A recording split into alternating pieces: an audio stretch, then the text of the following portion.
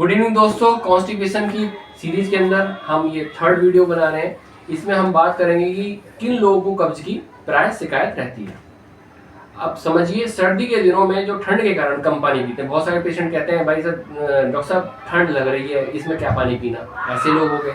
गर्मी के दिनों में शरीर में पानी की कमी हो जाने से कॉन्स्टिपेशन होता है, पानी की कमी हो जाती है, इससे स्टूल हार्ड हो जाता है। जो लोग पैदल नहीं चलते, सप्ताह महीनों वर्षों तक पैदल ही नहीं चल रहे, बैठे ही रहते हैं, कुछ लोग तो बैठे बैठे सिर्फ टीवी या मोबाइल देखने में अपना जिंदगी का समय व्यतीत कर रहे हैं, ऐसे लोगों को हार्ड स्टूल होते हैं, कॉन्स्टिपेशन होता है। जो ऑफिस में अधिक समय तक चेयर पर बैठे रहते हैं या जिनकी फील्ड ड्यूटी है पर उनको पानी की अवेलेबिलिटी नहीं है, टॉयलेट की अवेलेबिलिटी नहीं है, ऐसे लोगों को भी कॉन्स्टिपेशन होता है। भारत में मार्केट, शॉपिंग कॉम्प्लेक्स में वॉशरूम की कमी होने से, दूर दूर तक वॉशरूम नहीं होने से ज्यादातर महिलाएं पानी ही नहीं पीती हैं, इन कारणों से कि भाई टॉयलेट ही नहीं मिल रहा है अवेलेबल, तो पानी नहीं पीते हैं, ये भी एक कारण है। कुछ लोग तो हाँ, दिल्ली के ट्रैफिक में फंस गए तो आप समझ लीजिए बस फंस गए तो फंस गए, मतलब इसलिए लोग पानी नहीं पीते कि भाई वॉशरूम जाना पड़ेगा, तो इस वजह से भी कॉन्स्टिपेशन होता है।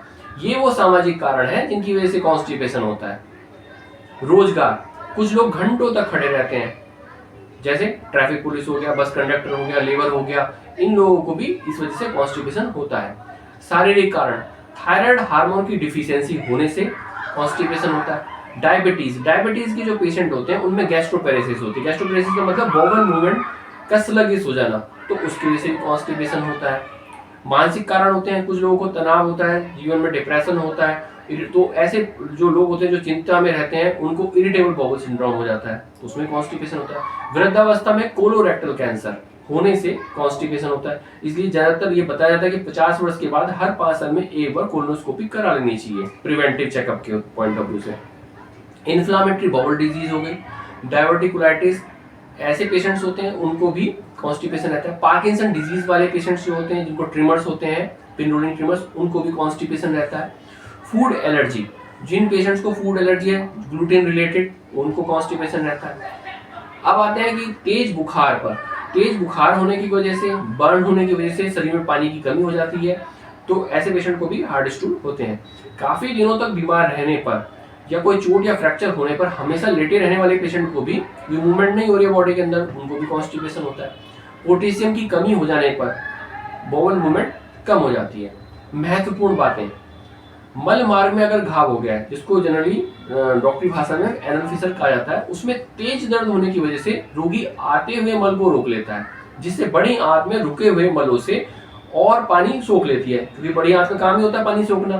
तो जब मल रख लिया तो उसमें और पानी सोख लेती है, तो फिर वो और टाइट हो जाते हैं और हार्ड स्टूल हो जाते हैं, और जितना हार्ड स्टूल होता है तो फिर पेशेंट को और पेन होता है तो फिर वो और रुकता है। ये समस्या दिन प्रतिदिन बढ़ती जाती है एनल फिशर वाले पेशेंट्स में, इसलिए पहले दिन से ही रोकथाम करनी चाहिए। मल द्वार में पाइल मास होने से, बवासीर के मस्से होने से जो मल द्वार होता है वो अवरुद्ध हो जाता है, इस वजह से कॉन्स्टिपेशन होती है, और कॉन्स्टिपेशन होने की वजह से पाइल मास बढ़ते हैं, ये दोनों एक दूसरे को बढ़ाते रहते हैं।